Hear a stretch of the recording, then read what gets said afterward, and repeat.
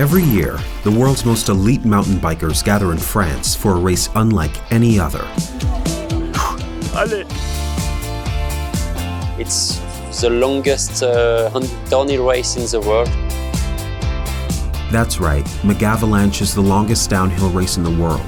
18 miles long, 10,000 feet high in the French Alps, and a crazy starting line of 3,000 cyclists on a mountain peak.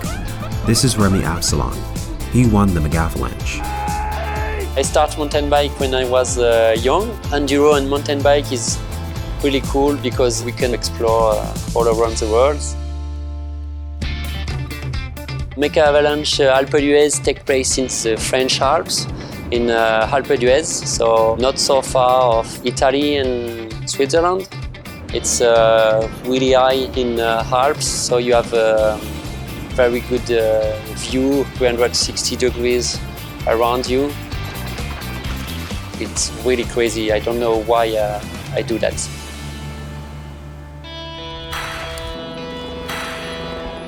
You ride all kind of terrain. First the glacier, and after the rocky section, the forest.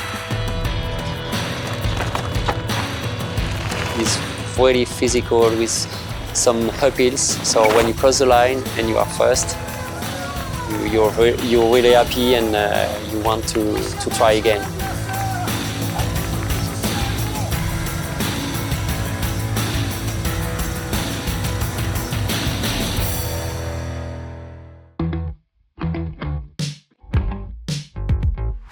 I think the only real way to push a eco-conscious agenda is to just make the things that are eco-conscious a little more sexy.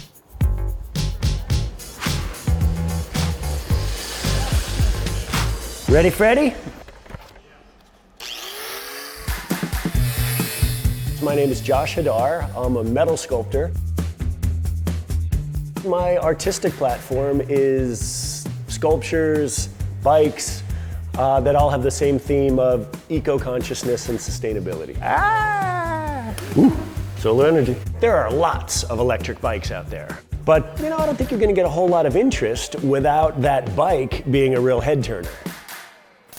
I learned how to weld at the University of YouTube. I didn't really have anything in mind to build when I started to weld. I just loved the process. This bike not only runs on solar energy, but it was completely created by solar energy. The same system that I used to power the batteries, I used to power all my hand tools. And basically, all of these are made strictly by hand tools. And then basically, once you buy it, there's virtually no costs. You don't have to gas it up, you don't have whatever. It's solar, it's from the sky, it's from the sun. Once I had my kids, my priorities really changed. And that was just, I want a cleaner planet.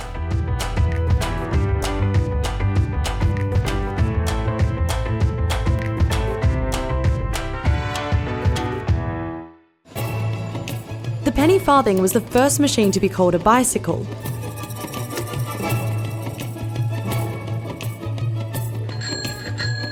They're old, they're funny, and for some, still a big deal. Sometimes I go into a local bike shop just for a bit of a joke and ask them if they've got a tyre to fit my bike, and then bring them outside to have a look at it.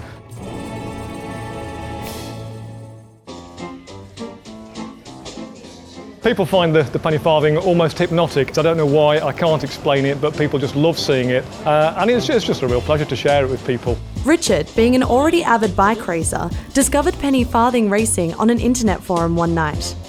So I entered immediately, very excited, and then realised that A, I don't have a penny farthing, and B, I don't know how to ride a penny farthing. But he overcame those hurdles. I'm the current UK champion, so I've got a title to defend.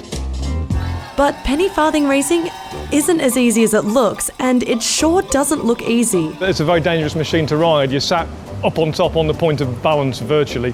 So if anything goes wrong, you tend to be going headfirst over the front of the bike. The bikes can be up to 5 feet tall, and that height has its benefits. Racing one of these bikes pretty high up, you get a fantastic view of the crowd. It's the best way to see the event here, I always tell people. Height is not the only benefit the penny farthing has. Big difference between riding a penny farthing and a normal bike is you can't slow down very quickly, you've got to watch the road ahead. But I find the biggest difference is the smiles on people's faces. When you ride one of these things, people just love to see it. They smile, they wave, they pull up, take photographs. I have so many conversations with people I would never ever meet without this bike, and that's the joy of it. People just love seeing it and talking about it.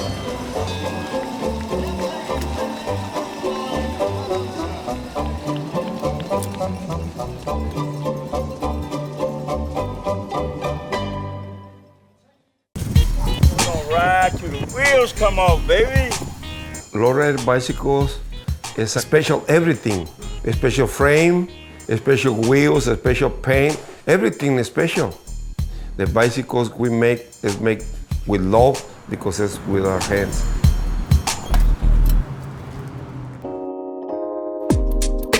You know those bikes Snoop and countless other rappers rode around in? You know, the ones that ooze that West Coast style?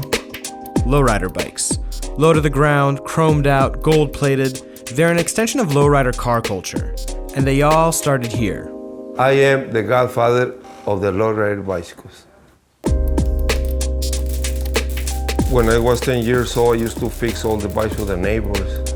I always dreamed with a motorcycle and a car, but since I was too small and no money, so I put my mind in the bicycles. A mainstay in Compton and West Coast culture, these iconic bikes were actually first created in Mexico. I brought the lowrider to California in early 80s. And soon after, locals took notice of the shiny, swaggy rides hanging in his shop. When I start making bikes and put it in a display, people come and say, hey, can you make me one of those? And then they spread, and now we have customers from all over the world. This is one of Manny's creations right here. He almost practically put everything on there. He blew my mind when he put it on there for me. It's completely different than the regular bike, and the way they look and the way they drive. It's an art. People dream, and we make the dream come true.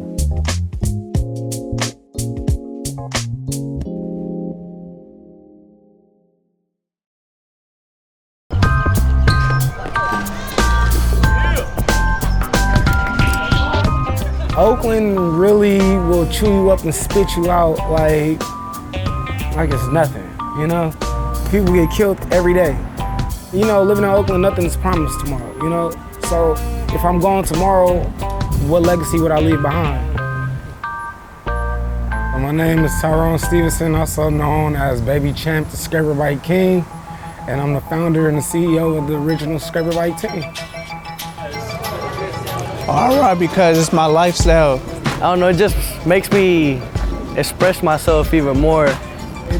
We work with youth that lives in the community and teach them how to make their bicycles. For students, you know, for kids to be a part of the team, you have to have at least a 2.0 GPA. Some of them like it, some of them don't, but at the end of the day, they have to respect it if they want to be a part of this team. We use different bike parts to make one big one and make it look better. I can basically fix anything on the bike now. The Scraper Bike team teaches youth how to, you know, customize their bikes, put aluminum foil and duct tape and spray paint on the bike and, you know, make a nice bike. A Scraper Bike is bigger than his life. A regular bike is just a regular bike. I ride Scraper Bike because I like the way they look. You get to show it off and say you made it yourself. Yesterday was our grand opening of the shed. The first youth ran bike shop ever in Oakland.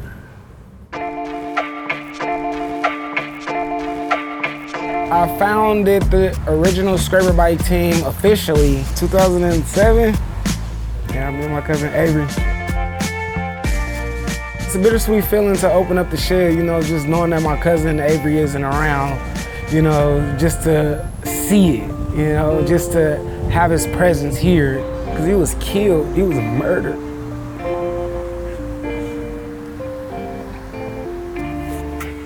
Senseless. It didn't have nothing to do with nothing. I feel like this whole movement is dedicated to him, you know? And I do this because one day I might not be here and somebody else could step into my place and keep it going.